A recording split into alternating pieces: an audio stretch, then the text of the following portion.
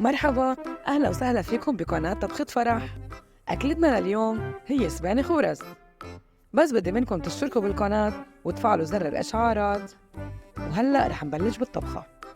في عندي هون بصلة كبيرة مفرومة رح نقليها بالزيت.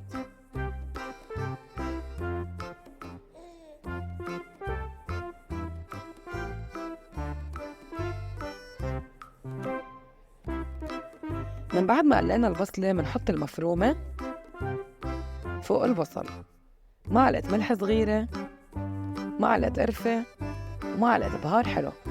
منبلش نخلطهم منيح منيح تيصير عنا تطبيقة.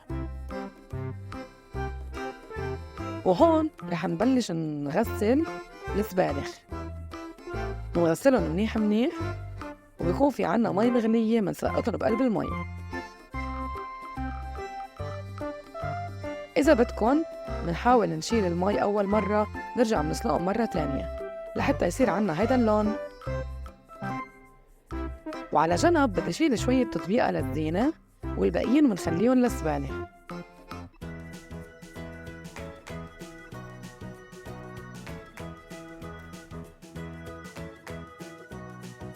نحط هلأ كزبرة خضراء،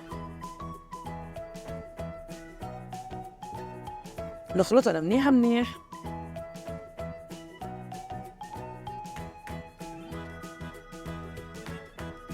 لحتى تفوت المكونات ببعضها. منرش ملح معلقة صغيرة، ومعلقة قرفة، ومعلقة بهار حلو. بنرجع بنخلطهم.